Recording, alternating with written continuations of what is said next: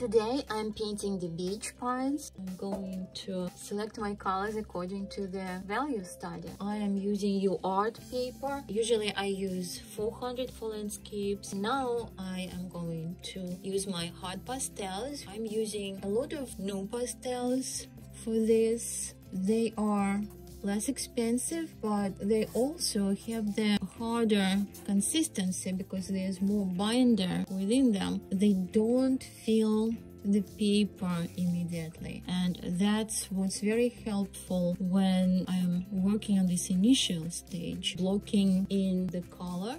The reference is modified a little bit so that I have more interesting composition like this, with a smaller tree in the distance. Then the center of interest for me is this light passing through the pine tree that's more in the middle.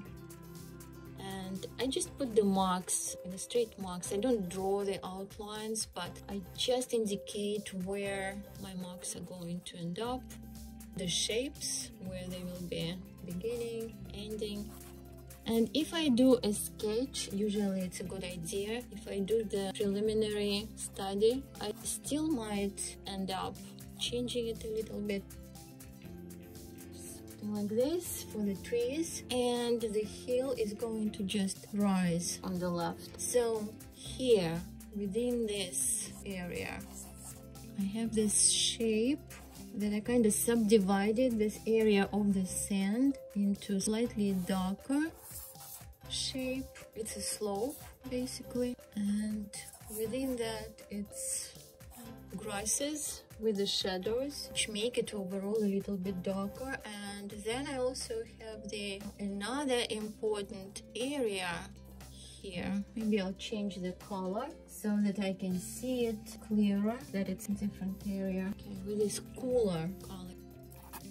For the underpainting, I usually either stay with analogous colors, which are the colors that are close on the color wheel next to each other basically. Or if you don't have much experience with the underpainting, you can actually just use one color and it will be monochromatic underpainting, and it's easier to handle, kind of to get used to idea of blocking the values with a color. And the way you work with the monochromatic underpainting, like if I'm using purple, so wherever you want to have darker color, you just put more pressure, and where you want this to be lighter color, lighter value, so you just barely touch it. And then also the trick to this, when you wash it, I'll show you, when you wash it down with water or alcohol, that's what I'm usually using, you have to keep the brush clean, so you don't let the pigment overly saturate the brush, because it stays on the brush. If you don't rinse the brush, if you don't do that as you paint, it can become clogged with pigment, and then it's not going to be the value you want, because it's going to be washed. I'm not going into details, but I kind of go with the lightest, somewhat lighter, darker, just following the values. If I wanted to take it further, I would actually change the temperature. For example, for the area that's quite a bit lighter, I can take this red. The advantage of this is going to create some of that underlying energy in the area that gets more light, and just a teeny bit maybe there. And for the area of the sand, so this of course my shadows here, and almost a little bit of that radiating look. It's also, the area is curved and some of it just goes under and then it re-emerges here. And this area is going to have a little bit lighter color. It's not going to be that purple maybe, but okay, let's see, maybe this color Or since I kind of like this being somewhat blue, I'll use it for the overall light area and then pick up a little bit more dark when I overlay some of that maybe purple color.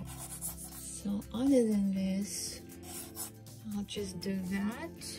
Add a little bit more of the somewhat darker color for here, for the vegetation here. And here, the area here that I want to indicate with slightly darker color. Maybe it's even a little too dark. So here we go. The sky area is another one that I usually use either warmer color or light, maybe light blue color, something like this. But here I'm going with this warm pink. Again, it's all just kind of keeps it together. And these colors, when they overlap, when I wash them down with alcohol or water, when they merge, they are not going to create mud. That's what I like about working with these colors together. And a bit of this. Okay, so this is my block-in for the underpainting. And here, so here are the colors I used so far. That's this kind of mauve. I think it's pretty much the same. And this one is just a touch bluer. I don't know, I had these two sticks and I was kind of using them interchangeably. Then I used this for the warmer areas within the trees, this red color. And I used purple. This is, I would say it's red purple. And I used this kind of purplish blue. So these are the colors for the underpainting. I am going to use this brush. It's synthetic brush. It's about 3/4 inch, royal and length something because it's covered up here. Linickel maybe, I'm not sure. So don't use your good watercolor brushes on this. The abrasive nature of this paper is just going to ruin them. And you can use water, or I think alcohol, isopropyl alcohol does a better job. It can be different. It can be 50%, 70, 90. The higher the number, the faster it dries. So the less time you have for kind of making the brush marks smoother. And also I suggest you have some paper towel to blot your brush, and you have maybe a separate container with water so that you can clean up your brush as you go, because it's going to pick up the pigment on itself, and if you don't clean it up every now and then, it's just going to push that pigment into the areas where you have to switch to a different value. Particularly damaging that would be if you're coming from the darker area to the light area, so it's going to make it darker. That's why also I usually start with the lighter color and then move on to the mid values or darker values, however it works. This is when I want to blot it a little bit. And also, if you haven't done any underpainting yet, I suggest maybe practice a little bit on a scrap of paper, because I find that students need a little bit of an experience to see how much liquid you actually want on your brush. And I usually blot my brush a little bit before I go to paper. Also, once I start doing the grasses in the background, I can actually create a little bit of a kind of blended edges. And the trees also, the trees are kind of feathered into the sky. So here, before I go to the darker areas over here. I want also to get this warmer, lighter areas of the trees that have more sun on them. So let's do that. And there's no really like specific science to it. It's something that you will get more experience with as you go. And the painting also is very forgiving, unless you just overdo on the dark colors and it just becomes really dark and hard to work with. Otherwise, it's easier to kind of reshape things once you start adding soft pastel or hard pastel at first. But see how my red actually disappearing. So I could have kept it cleaner, but it's still enough for me to see where the light is streaming through the trees. So even as a kind of placeholder for the shapes that I want to establish there, it was still worth it.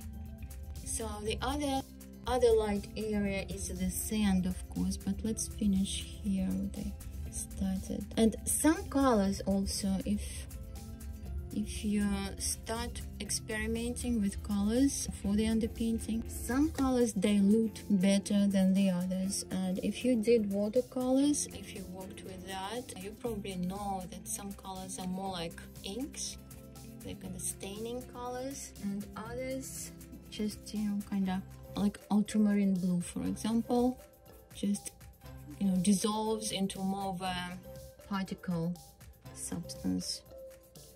And since the pigments that I used in pastels are the same pigments as they used in watercolor and other mediums, so it's no wonder that we have similar behaving colors. So this shape is basically my way over here to split this larger shape. And also now let's do the shadows, I guess.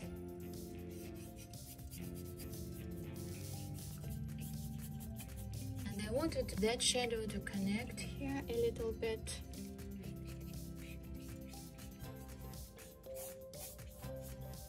And one thing about underpainting, I don't have to leave details in it, like small details. That's no use.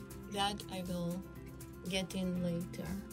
But if there are larger openings in the area, that makes sense to do. Like something like this, yes, this I probably can just easily recover later with my lighter colors, but here it is anyway. You can actually pick up a little bit of it if you want while it's still wet. So now let's just get this lighter area, and I keep rinsing my brush as I go, so that my values are not all kind of squashed together. And I feel the paper is kind of blotted a little bit. I'm trying to get from under the tape. So now when it's dry, I'm going to tape it better, and it's also going to flatten a little bit, so it's not going to stay that puffy. Alcohol usually gives you that advantage that it dries faster, and because of it, it's not going to stay puffy longer. So now the underpainting is dry, and I can start actually with pastels. And first thing I do, I use my hard pastels to establish again the darker value, but this time I already start working with more of the local colors. So for my greens, I'm going to use this. Let's use this same way. So for the greens, this is bottle green in New Pastels, and it's pretty good dark, kind of on the warmer side. And this one, I cannot tell you the color. I think it's Creta color. Which one, which name, I don't know. I don't remember. But I have a whole chart with colors. This I can use for some of the really darker areas over here. It's very dark blue, kind of like greener blue. Something around those colors as well. Like I can use, for example, some of this more yellow, kind of more olive green. I can use brighter color for highlights, but usually for this stage it's the mid-tones and the darker colors, unless it's sky or sand. Usually for the other areas I'm working with mid-tones and darker colors, and then the highlights will go later, will go in later with the soft pastels. So let's start with the shapes here, and with a light pressure I kind of start establishing, working on the side of the stick with a light pressure, particularly over those lighter areas.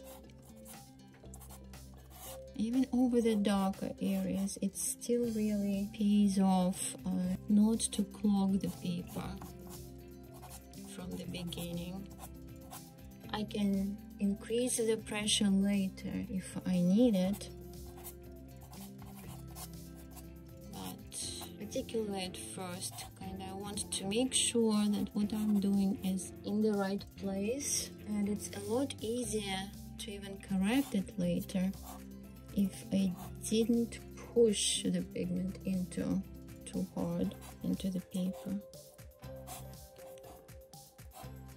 So okay, here we have a little bit of that lighter area, so I can use, it's lighter but it's not really bright, so this brighter green is okay here, kind of to indicate that light. But for the area here, for the trees behind, I feel like it's a little bit cooler green, though it is lighter value green. So I can try maybe this, and I think it's working. So I'm not going to do this separate branches or anything right now, just trying to kind of establish what's darker. Like if it's a tree, I'm just trying to give it that shadow side and the lighter side, and making sure that the shape overall is not repeating. Like let's say something here, if I want this to be a separate tree, so maybe just creating a shape like this with a little bit more here.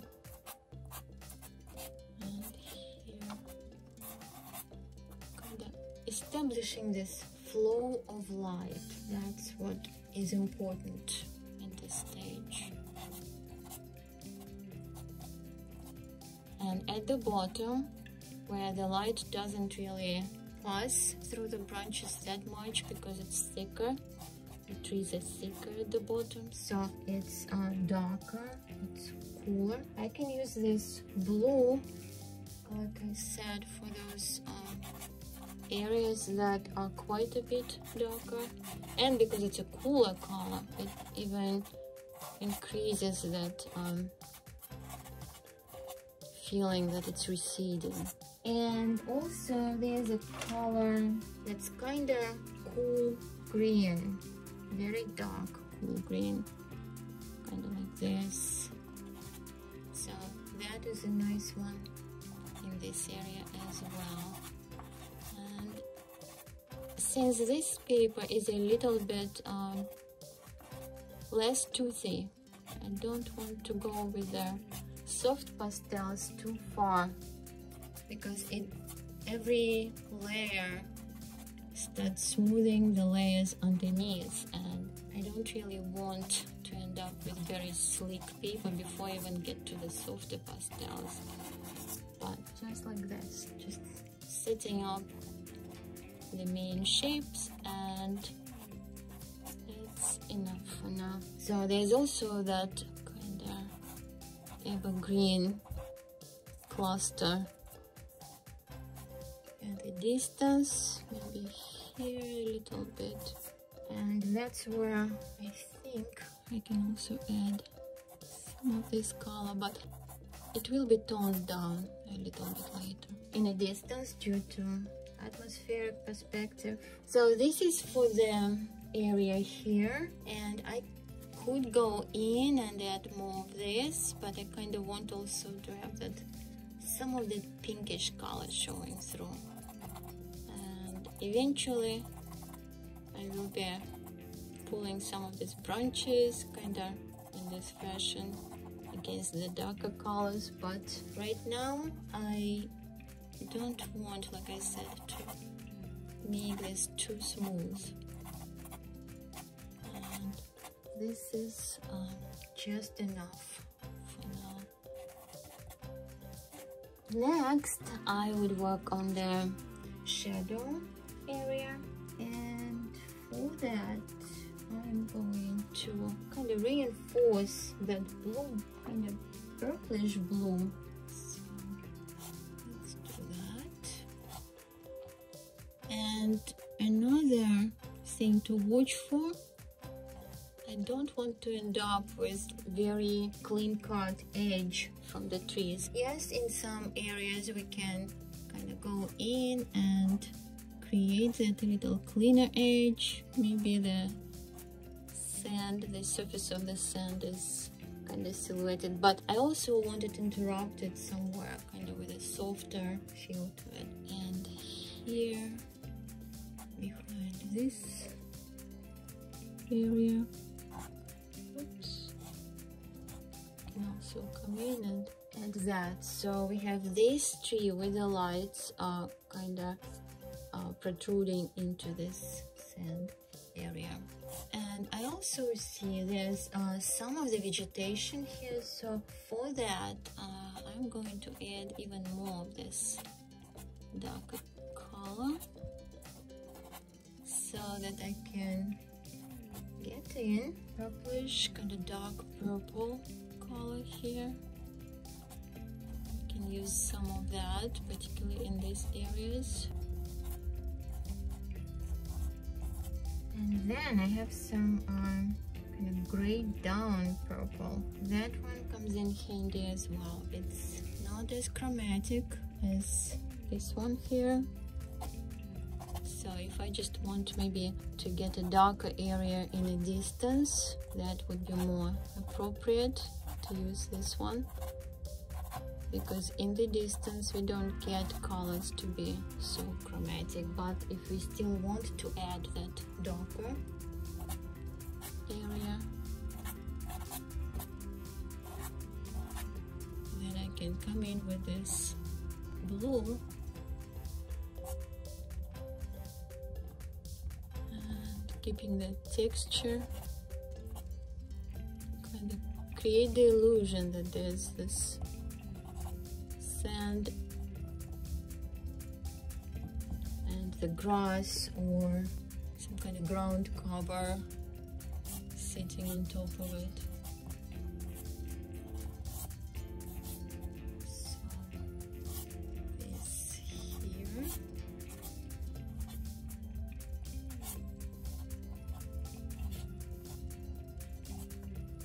So kind of went vertical, but it shouldn't do vertical here. And I'm going to connect these, like I said before, a little bit. And also I want to warm it up a little bit with this pink, dark pink, kind of around the edges here, when there's some of those softer areas. Very light. I don't want it to be, it's kind of very bright, this one. I don't want it to be unnaturally looking, but just enough. And I haven't done any of the blending here, so I usually don't blend unless it's absolutely necessary. So that's the way I'm working.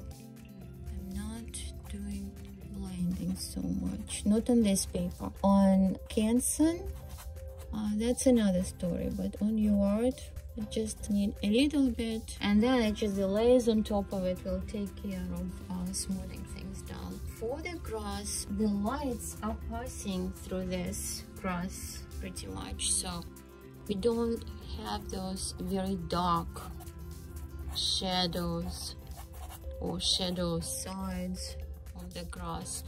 If anything, it's just maybe like this brownish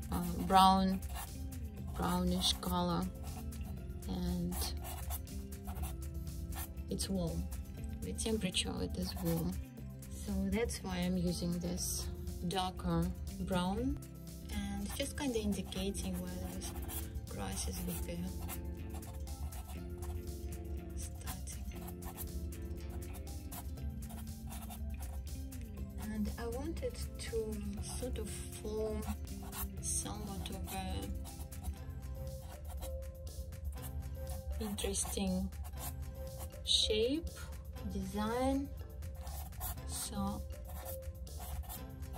I'll do it like this, and maybe even including a little bit of it in here, because brown in combination with the dark green over here, it also warms up these shadows on the tree that gets more light.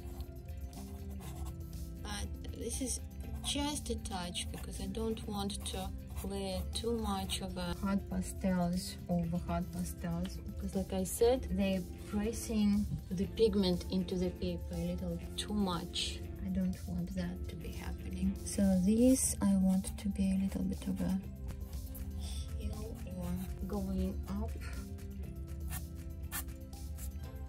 kind of overall colors, not making grasses one by one, but establishing this overall shape. So I also will have to keep in mind that in the distance the grasses are quite a bit lighter looking, so I will switch from something that's more chromatic, closer and a little bit darker, to something lighter. So something like this, and maybe even connecting to this, so it's not looking disjointed. So that's pretty much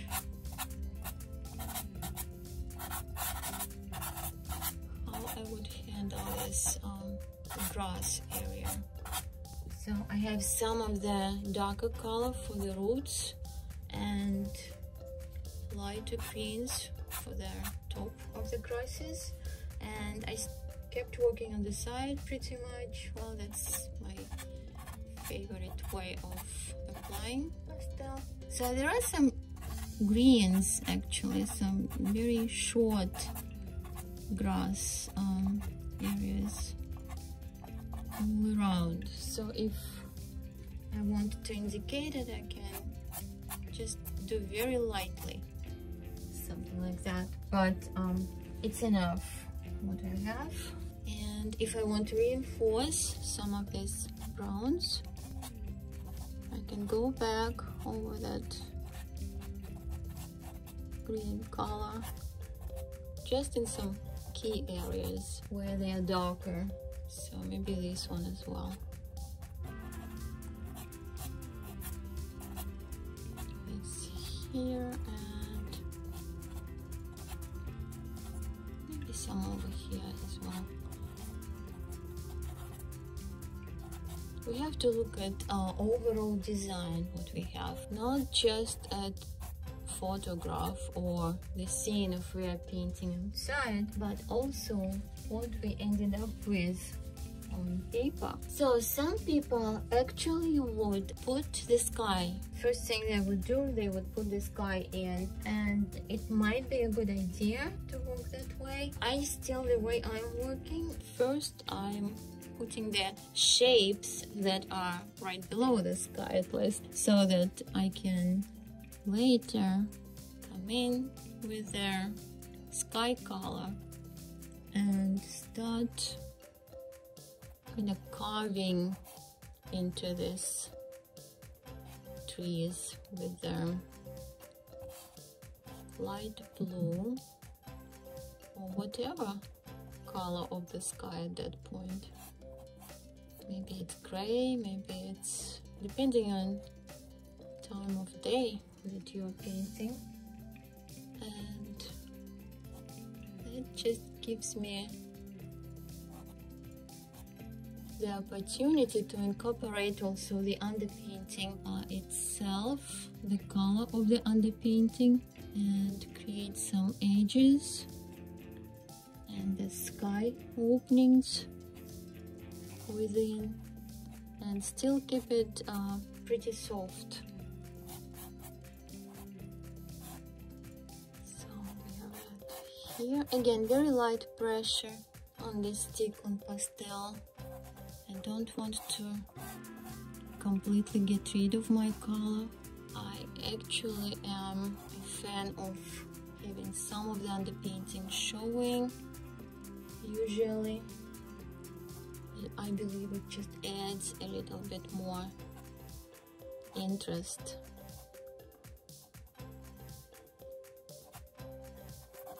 So it's important to create some variations in the horizon line, basically. Well, it's not horizon, but the tree line. So here, the dip into the tree shape right here before this taller tree, and keeping some of this softer, some of these edges. Let's say here.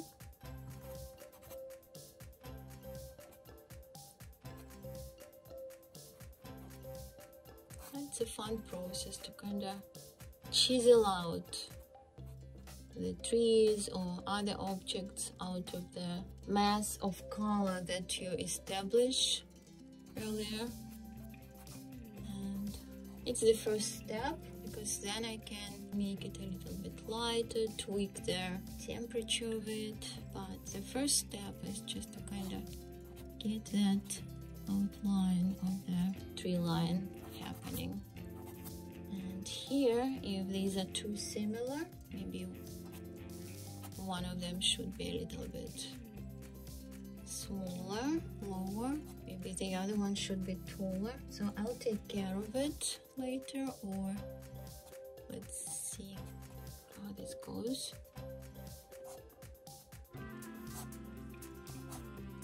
And these trees don't just have to be like all pointy like this. I have a shape like this as well here, and it's more interesting. And then let's just make this shorter. So just working this way, it already gave me a bit of a feeling for the trees. And I'm going to take this darker green again and extend this top of this tree so it goes beyond the picture. So the idea behind this is just to create variations in the size and create some interest.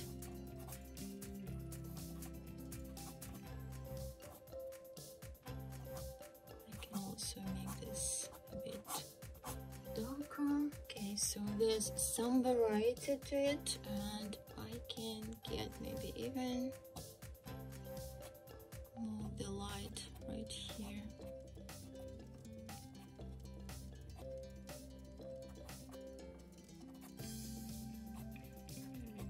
So it breaks up this shape even more. But if I did a little too much, sometimes I can just kind of touch this up a little, but you will see that with doing this, you kind of neutralizing the background color. So if you like cleaner color of the underpainting showing through, just leave it maybe and just work around it, put color on top of it. Don't mess with what you have, basically. Okay, so I don't want to have just this one flat color in the sky, though it's good as a foundation, but I want more.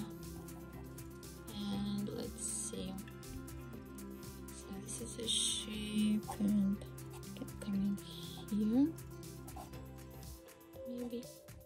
So I can after that adjust that color maybe a little bit with a different blue, the blue that has a little bit more red in it. So this is soft pastel, the first time I picked up softer pastel here right now, and just adding the variation to this sky gradient. It makes it a bit more interesting. At least that's the way I see it, and you are the master of your work, right? So you do what you like.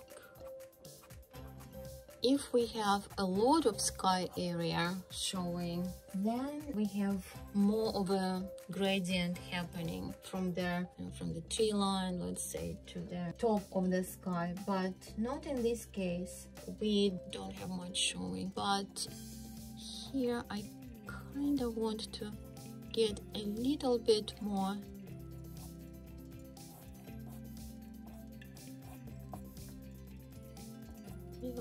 of a luminosity with these different colors, how they interact with each other.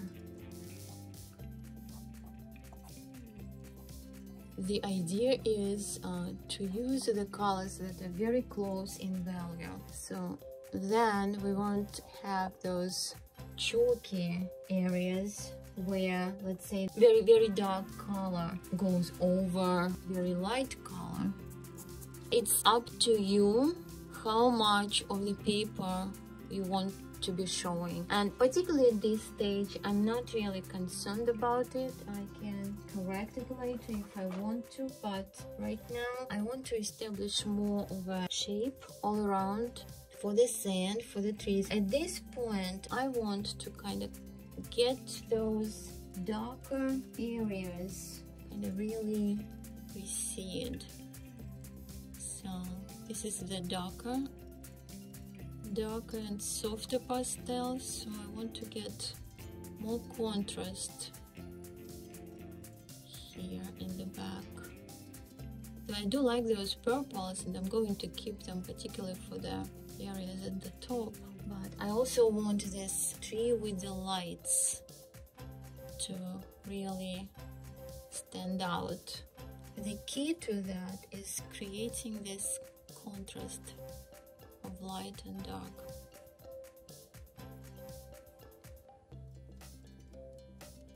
So we also have this darker area right here, and that alone made this sunlit tree stand out more.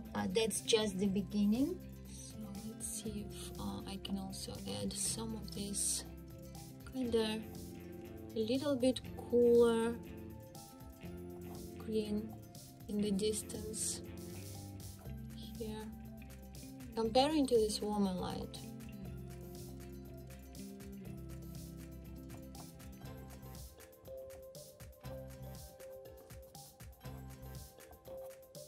And then I'll take this brighter green, more chromatic green, and add some of this green branches that are really catching the sunlight at the top of their branches. So we'll get that. And it's not the whole tree here that's actually lit up, it's kind of the outlines of those branches, or maybe here the more light passes through that. Here if there's more contrast, but it works. And if I add too much, it might start looking a little flat, so I don't want to overdo it. I also might need something like this, a little bit darker olive green, to kind of have those areas that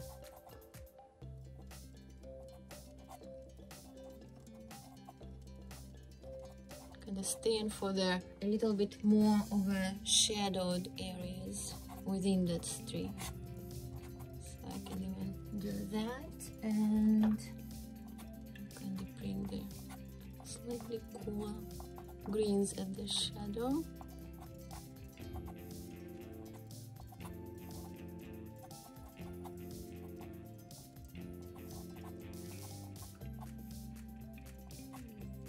Okay, for now this starts working, but I still need this contrast behind that. So that could be this other way to kind of create the illusion of those pointy branches with the needles, to just do it with the negative painting, but don't overdo it, because at that size it's pretty small. We're not going to see any particular needles probably at that size. And just kind of working on creating a better shape of this tree. And some of this area. This needs to be pushed back with a darker color.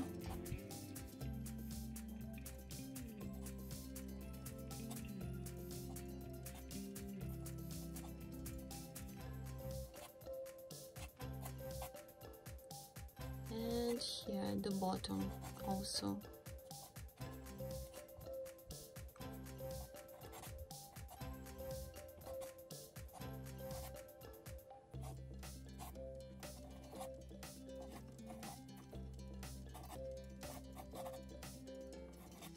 So overall this starts happening, but it's still like I need some punch here. It needs to be punched deeper. The color that usually does the job, no matter what you're painting, it's Cherry Ludwig Eggplant. So if you really need to push those dark colors in the shadows, this is it. And I usually leave it kind of to the later stage when I know how much and where exactly I want it, because if I do too much of this color, it just kind of works against luminosity. If we have too many darks, not necessarily this particular color, but overall having too much dark might do that. And here also I would have some of those darker areas right here. So that alone kind of sets up that area at the very bottom of the trees where we really have more shadow, deeper shadow. It should be a little bit of a softer edge there.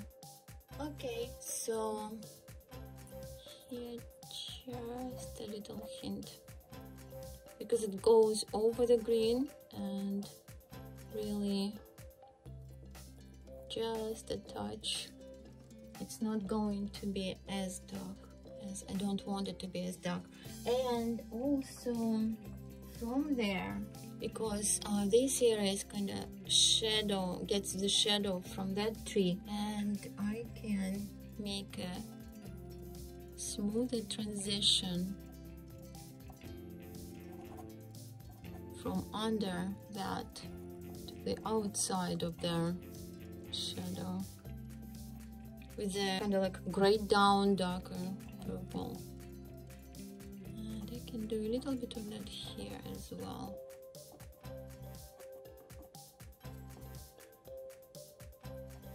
So some of it is following the logic, kind of where we have the shadow from under the tree. Some of it you just want to break up the shape, make it a little bit better flowing. So from there I can get a little bit lighter areas, and this is that more blue, but it's a bit of too much of a jump, so I'm going to take darker, more of a purple color, and try to make this transition between that darker, more grayed down purple into this lighter area a bit more gradually, so it's not just a jump from one to another. And maybe after that again picking up this lighter one. Oops, it's a little crooked and I need an area on a stick that gives me smoother mark. Okay, like this. So here a little bit of blending because I want the shadow to be a little bit smoother. In the distance, let's say we do this.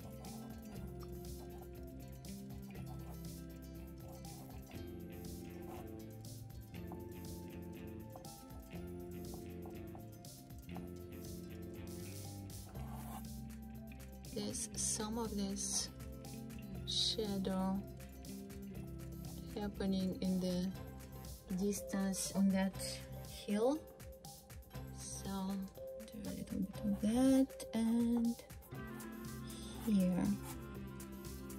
So that's just the overall idea, and maybe at this point I can also indicate some of the shadows here as well.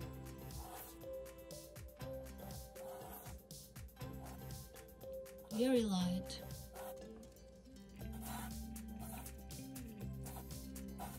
Actually, I want to do it with a slightly different color, lighter. I'm getting closer to getting the sand. I do want to come back to this a little bit and add some of those exciting marks to this, because I have it all set for this lights, and it's so rewarding to start adding them. And again, not to overdo, because it's fun to do that, so I don't end up with too much. We have some of these branches catching more light, and it's just lovely to see how the colors play off each other. So let's get some of it catching here at the bottom, and here we go. So just to repeat this color a little bit more here. That really brought the light into this area. For these shadows, maybe a little bit of this slightly cooler purple here. Maybe it's too light, so let's try this. So I should try to keep that green as well, not just to get rid of it with these marks.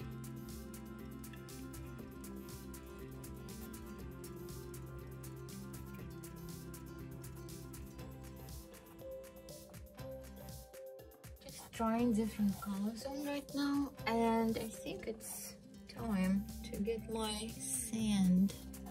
So this right now is a hard pastel, but it's because I want to keep some of this color of the underpainting, and hard pastel allows me to put just a little pigment and kind of control my touch a little bit easier.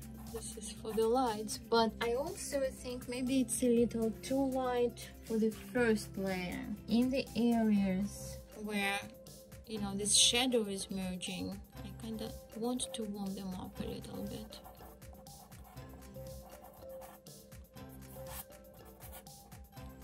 So this color is kind of like very light coral, I guess pinkish color, and for the openings in the shadows, works really well. So it's not as bright because the value is not as light in this color, but it has that nice, beautiful, warm glow to it, and it does create the feeling of the light, like light spots. I can bring it as far as over here, so I can correct these openings in the shadow where I had blue coming way too far out. Now I can adjust it and create some more of interesting spots into the distance. I don't want to go with this warm color too far, but here closer it's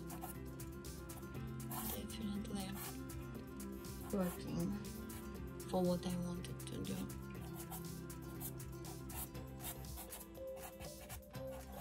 And it's also not that very white color, so it doesn't create chalkiness, and that's why I like it, like using it for the sunspots within the shadows. Then I still could use like some variation of that, maybe a little bit lighter. So this is still hot pastels I have. It's very little variation, it's just brand I think is different, but trying to go at the similar color, and it's a little lighter than that, and I can do this, and it's more yellow.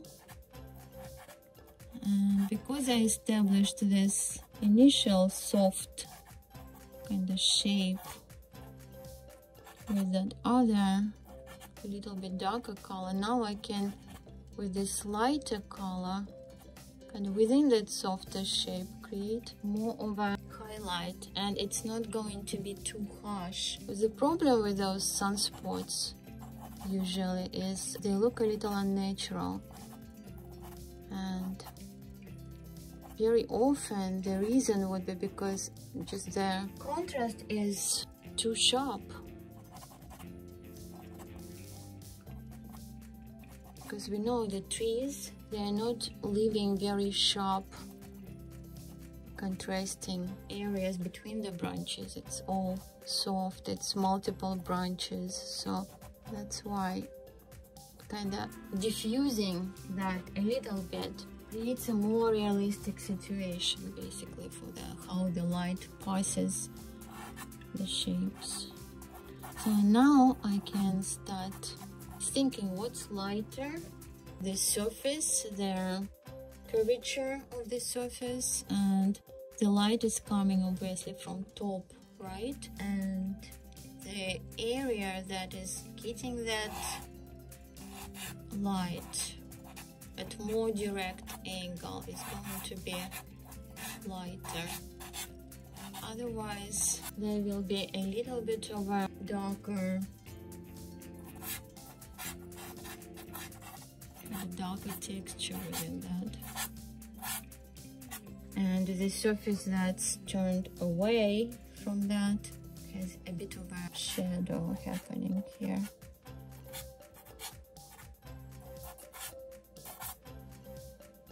Maybe get a bit more of a edge right here. And then over here, I don't want to make it unnecessarily too complicated. So, still want to have some of this texture for the sand, but kind of rougher treatment here. This is still not the lightest light. It's still kind of working with a little bit of a darker color than eventually the highlights are going to end up being. So to carve from these areas, so I can carve those areas of grass just by doing something like this.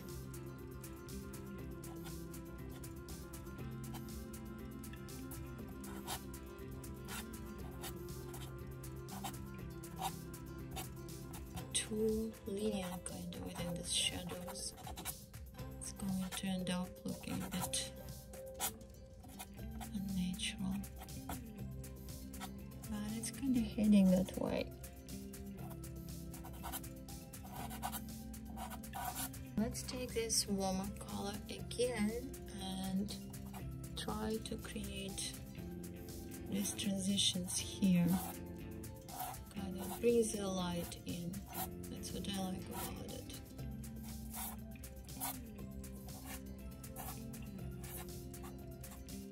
Some mid-course corrections.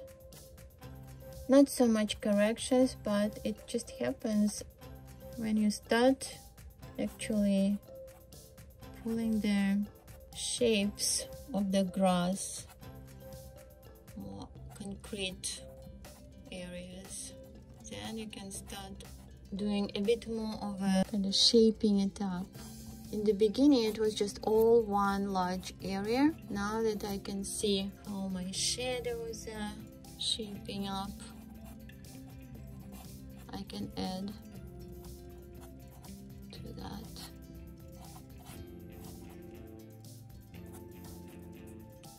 Sometimes just enough to kind of touch the area with the side of the pastel stick, and just gives me that thin line. But I'm not done with the sand yet. That's why I don't want to go too far into it. So I still would like to get the sky a little bit less turquoise behind, a little bit lighter too. It's not so much about turquoise, but just getting some of that lighter area.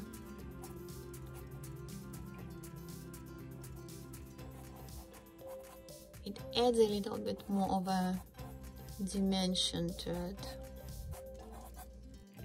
more light.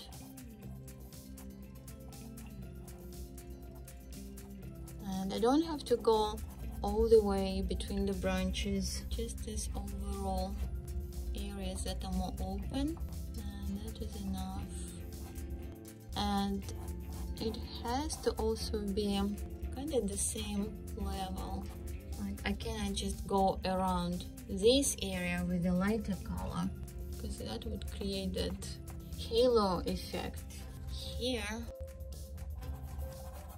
that's the color I was using on the top, but I want that in between color.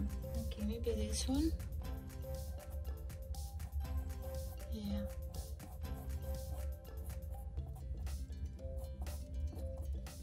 So the sky might be the area where I would blend a little bit more sometimes, and depending on the surface as well.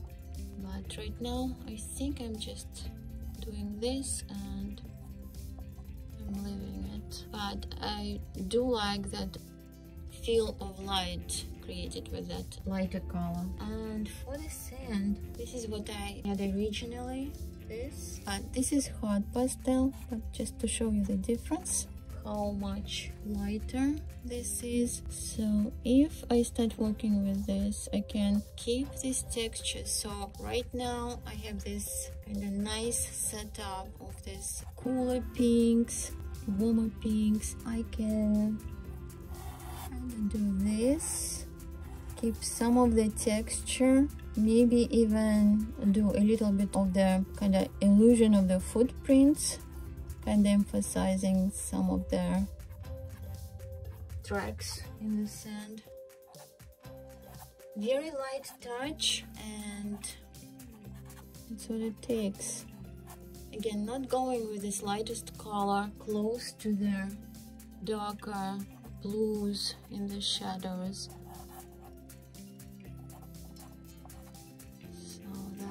And I can also add that lovely light in the distance.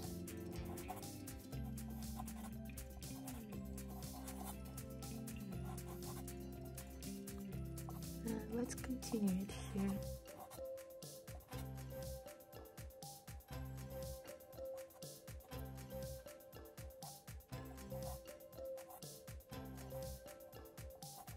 So for now that's working. I can edit it later. And here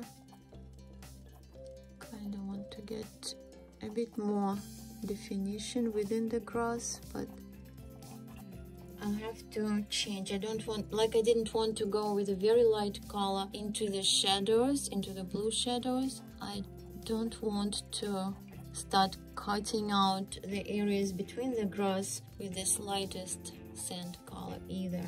So this one is good for getting this highlights on the sand, shaping up the footprints, the everything that's getting more light, creating the texture, because I already have slightly darker color on this sand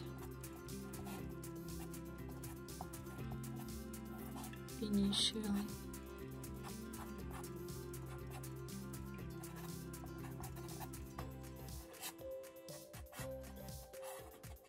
So I'm not a fan of putting too many footprints.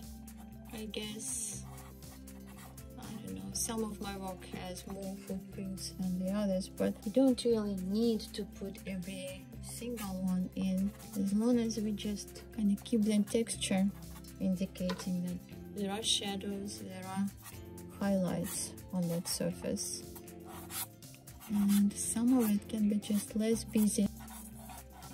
So the main thing here is trying not to lose the shape. I can also add some of this single grasses if I want to, if I feel like it will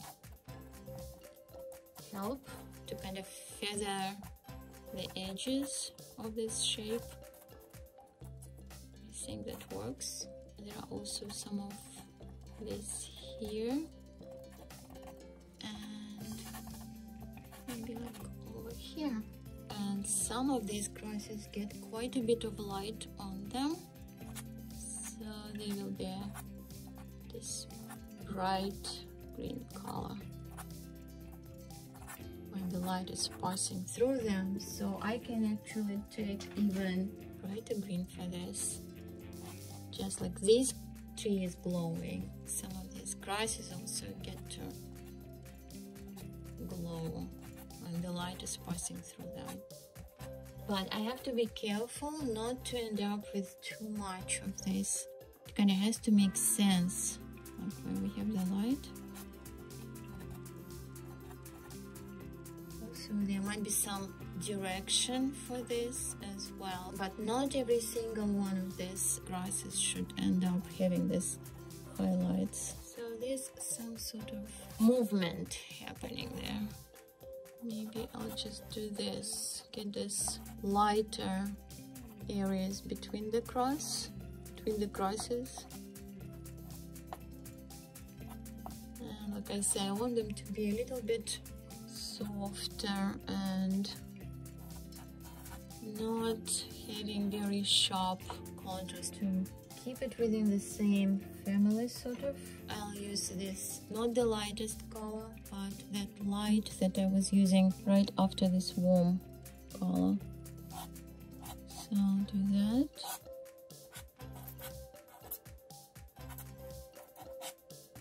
So that sets up these shadows within the grasses.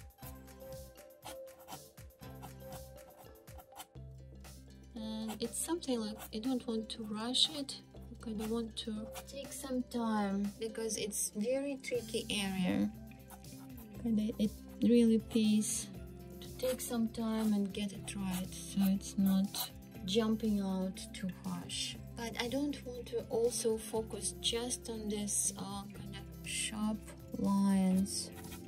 A bit of a balance between these diagonals and more vertical elements.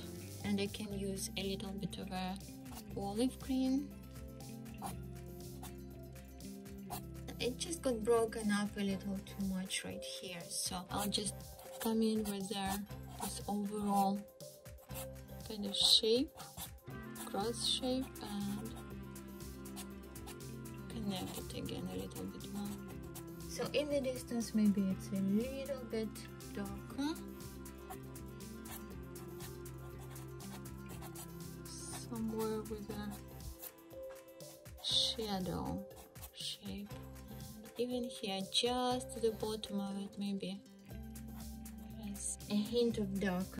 Again, I can have this kind of thinner, lighter. It doesn't have to be all straight. I can also kind of do this. Hard pastel is nice for this. As it goes into the distance, it's kind of more logical to get these edges with a cooler green.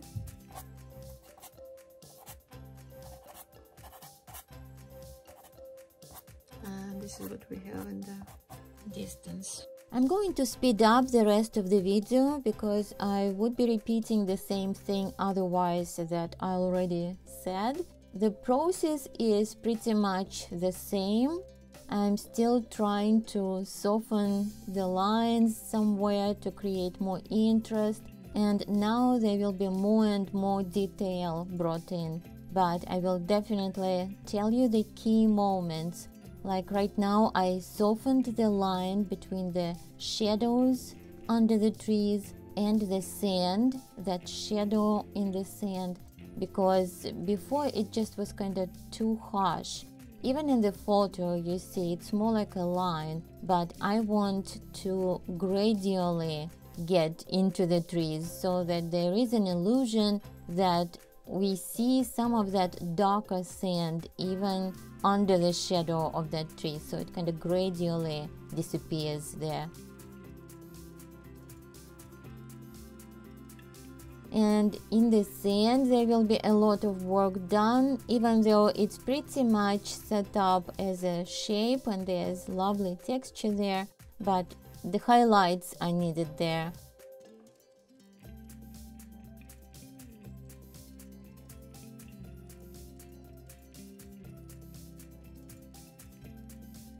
Now the trees are going to get a little bit more variation in greens. Right now I'm refining the lights, but I also want to add some of their kind of like not quite dark green, but dark enough and still having enough chroma.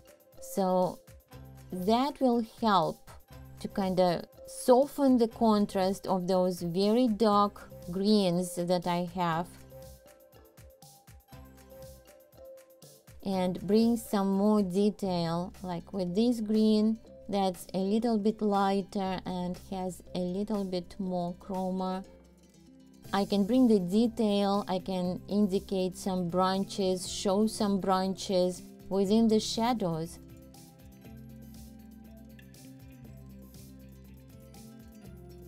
And here, for example, this tree on the right is getting some branches right now, because some of those branches are going to stick out more into the light, not quite into the direct light, but they're still going to get more light because they protrude more out of the shadow. So a little bit lighter green for that works out well, and that just creates more interest. So that definitely makes that whole area a little bit more three-dimensional, because before I had the light part kind of stand out nicely, but now I also have some of the detail within the shadows of the trees and some of the highlights on the sand. Here I want to have maybe some broader marks, some brighter highlights, and at the same time keep some of that texture that I established, maybe kind of looking like the footprints or something like that. And I also want to break up the shadow. The shadow was kind of following the trees, the shape of the trees. So if I can separate some of those areas a little bit so that it looks like the separate trees are casting those parts of the shadow, that will be more interesting. Kind of like what I have in the value sketch, but it didn't quite come out that way yet. Also, the shadow by itself was kind of almost like solid purple color there, except of course it's darker when it gets into the shadows next to the trees. But now I want to bring a little bit more light into the outside, more outside parts of the shadow that are picking up more of that blue from the sky. And here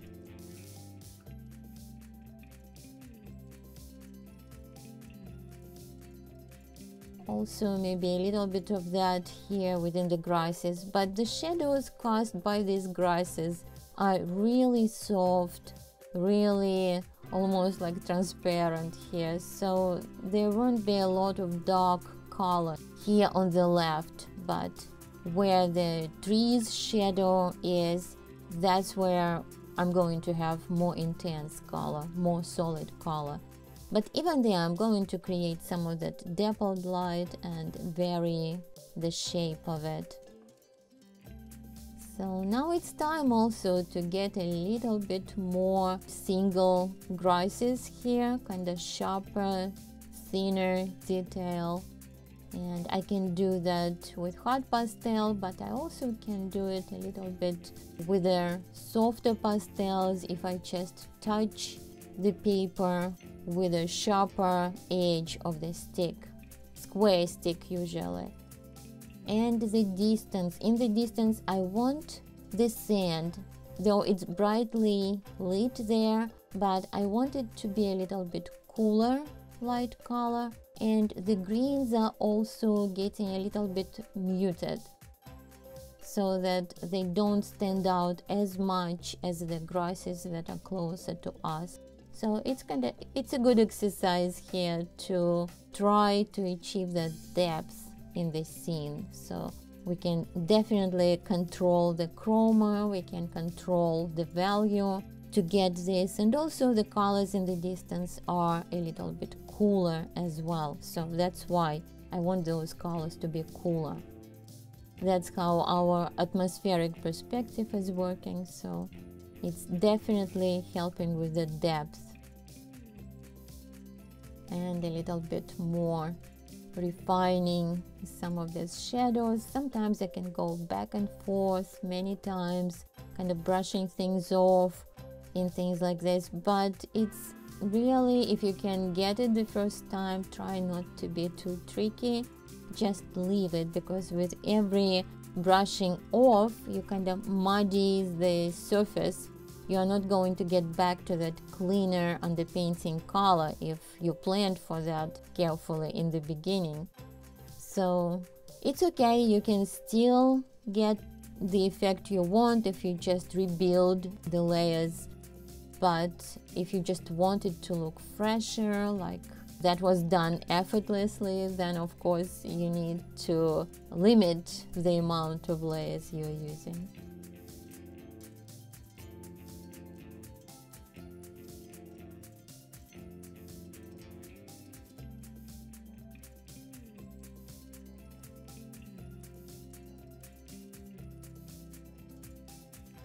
And again, a little bit more highlights on the sand, like with this very light color. It's still not white, I'm not using whites here, but with a very light color I can still show the surface that is more tuned towards the sun, that's really flooded with light basically. And then some of the planes of the sand are going to be a little bit less turned towards the sun, so we will have that a little bit darker color, and some are turned away completely, and that's where that shadow starts kicking in. So there's a logic to it, and it's not that tricky.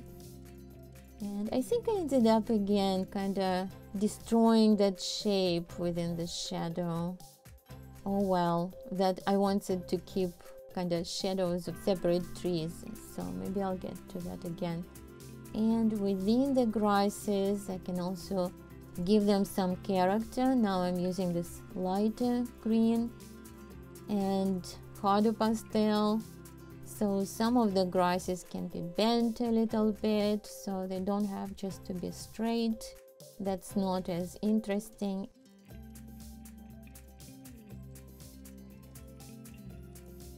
And there are some grasses showing a little bit behind the tree, and they are picking some of that light that we see on the trees at the top. So that's a nice detail, and what it also does, it leads the eye, and it's just an extra point of interest for us to explore. So that's very close to where I want it to be.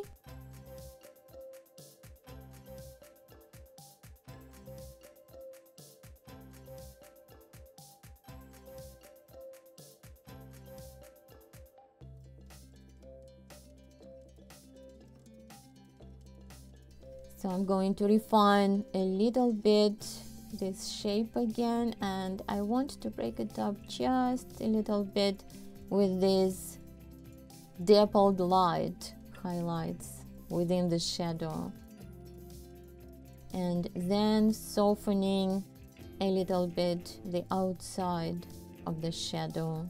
If this demo was helpful to you, please give it a like. I have other demos with the dunes and the beach, and you can watch those next if you haven't seen them yet. And you can also check out my Zoom classes schedule and the self-study courses. And I will see you in the next video.